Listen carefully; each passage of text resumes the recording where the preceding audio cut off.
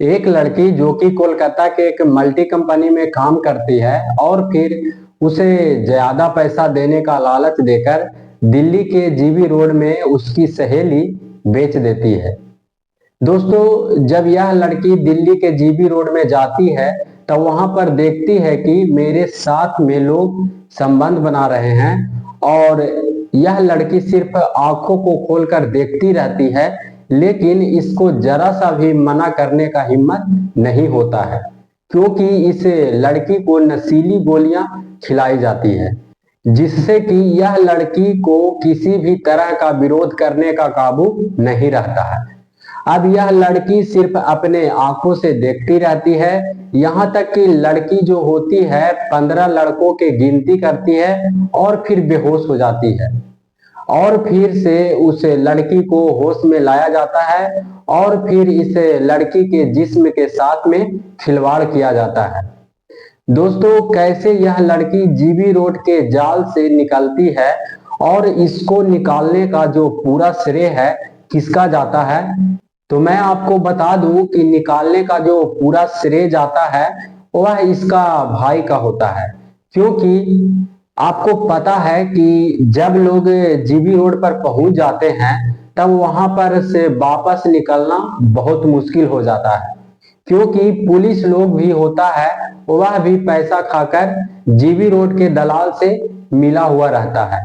लेकिन यह लड़की कैसे उस जाल से निकल जाती है, पूरी कहानी को विस्तार रूप से जानेंगे इस वीडियो में। नमस्कार दोस्तों, मेरा नाम है गुड्डू और अगर आप इस चैनल पर पहली बार आए हैं तो आपसे बस एक ही रिक्वेस्ट है कि प्लीज इस चैनल को सब्सक्राइब और वीडियो को लाइक कर दीजिए, जिससे कि मेरा हौसला बढ़ा रहे। तो दोस्तों, यह जो घटना है 8 जून 2019 का है। एक लड़की जिसका नाम रानी होता है और वह कोलकाता के एक मल्टी कंपनी में काम करती है और यहाँ पर रानी जो होती है करीब 1 साल से ऊपर तक काम करती है और इसी दौरान रानी का यहाँ पर एक सहेली बन जाती है जो कि वह भी साथ में काम करती थी। दोस्तों, एक दिन की बात है, रानी के सहेली जो होती है वह रानी से बोलती है कि हमको दिल्ली में एक जॉब मिला है जिसमें सैलरी 30,000 से ऊपर है, लेकिन मेरे घर वाले जो हैं वह जाने से मना कर रहे हैं और मैं चाहता हूं कि दिल्ली जाऊं और उस काम को करूं, लेकिन मेरे घर वाले जो हैं वह जाने के लिए नहीं बोलते हैं और मना कर रहे हैं। दोस्तों, यहाँ पर रानी का जो सैलरी रहता है वह 15,000 रहता है और रानी के सहेली का भी जो सैलरी है वह भी 15,000 रहता है। अब रानी को लगता है कि मेरी सहेली के घर वाले मना कर रहे हैं तो उसके जगह मैं चला जाऊंगा तो मेरा सैलरी 30,000 हो जाएगा। तब रानी जो होती है अपने सहेली से बोलती है कि तुम दिल्ली नहीं जा पाओगी तो उस जगह पर हमको ज्वाइन करवा दो। अब रानी के सहेली जो होती है वह रानी से बोलती है कि ठीक है, इसके लिए मैं बात करके तुमको बताऊंगा। फिर अगले दिन रानी के सहेली जो होती है वह रानी से बोलती है कि बात किए थे तब बताया गया है कि जाकर इंटरव्यू दे दो और सिलेक्शन होगा तो काम करने लगना।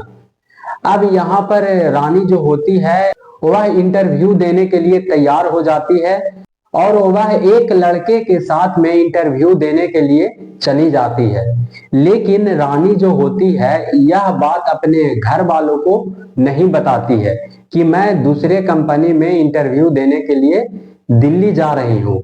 अब रानी जैसे दिल्ली जाती है तब एक हॉल में बैठाया जाता है जहां पर और भी लोग मौजूद होते हैं।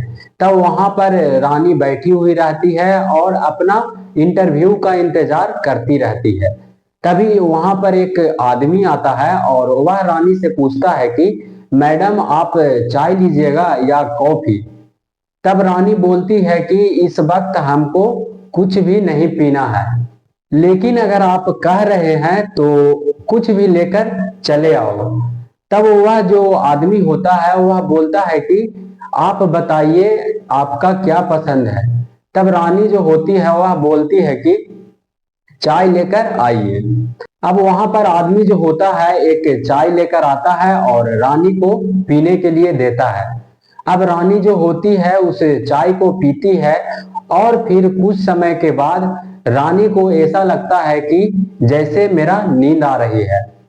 अब रानी जो होती है वहीं पर आंख बंद करके सो जाती है और फिर जब रानी का आंख खुलता है तब वह एक कमरे में रहती है और वह देखती है कि मेरे ऊपर कोई कपड़ा नहीं है और मेरे साथ में एक बूढ़ा संबंध बना रहा है।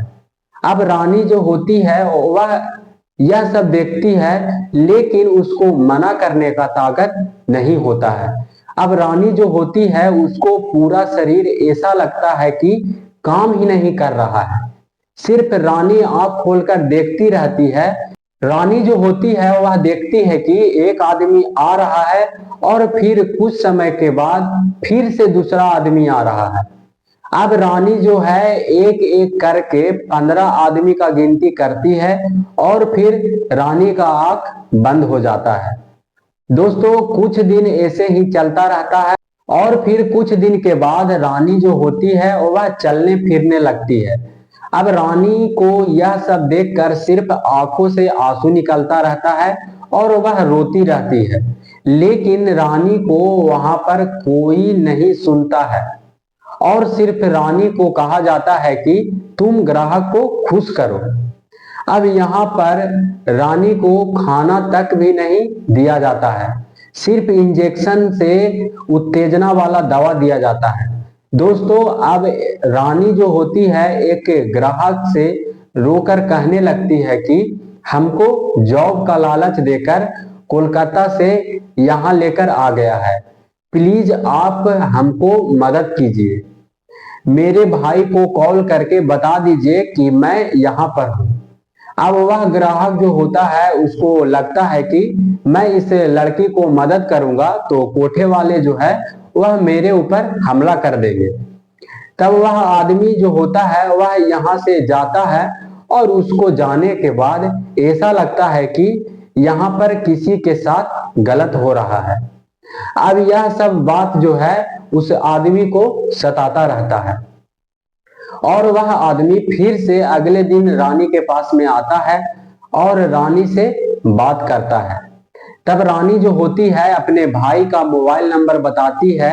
अब ग्राहक जो होता है कोठे से बाहर निकलकर रानी के भाई के पास में कॉल करता है और बताता है कि रानी ने बोली है कि मेरे भाई से बता देना कि किसी ने हमको बेहोश करके दिल्ली के कोठे पर बेच दिया है। अब भाई जो होता है वह इस आदमी से पूछने लगता है कि अभी रानी कहाँ पर है। तब यह आदमी जो होता है रानी के भाई को सारी बात बताता है।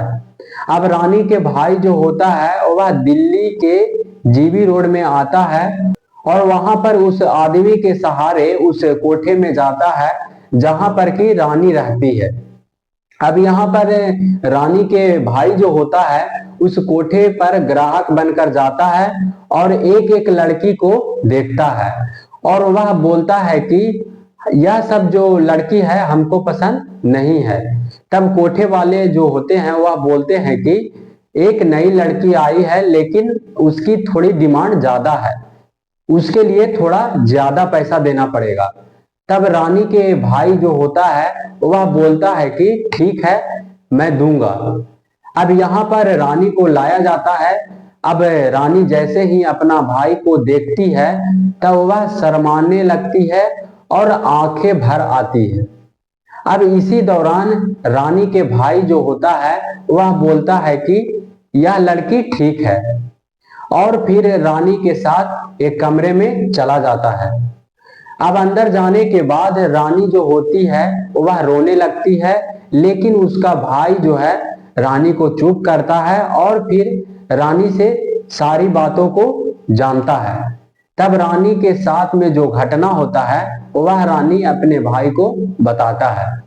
दोस्तों अब यहाँ पर रानी के भाई जो होता है उसको लगता है कि अगर मैं पुलिस को कॉल करूंगा तो कहीं पुलिस इस कोठे वाले से मिला रहेगा तो मेरी बहन को कहीं और छिपा देगा। अब रानी के भाई जो होता है परेशान रहता है।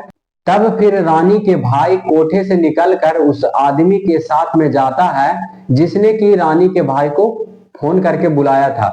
दोस्तों अब यहाँ पर आदमी जो होता है वह बताता है कि महिला टीम के अध्यक्ष किरण रेड्डी है, वही रानी को इस जाल से निकाल सकती है, क्योंकि मैंने सुना है कि जो किरण रेड्डी है वह यहाँ पर से कई लड़कियों को निकलवाया है। दोस्तों अब रानी के भाई जो होता है महिला अध्यक्ष किरण रेड्डी के पास में जाता है और यह सारी बात को बताता है। अब किरण रेड्डी जो होती है वह बोलती है कि तुम रानी के पास में चले जाओ और फिर मैं पीछे से वहां पर आऊंगा। अब किरण रेड्डी जो होती है एक इंस्पेक्टर मनदीप सिंह रंधावर के साथ में मिलती है और बोलती है कि जीबी रोड में एक लड़की फंसी हुई है, उसको निकालना है। अब यहाँ पर इंस्पेक्टर जो होता है वह बोलता है कि ठीक है।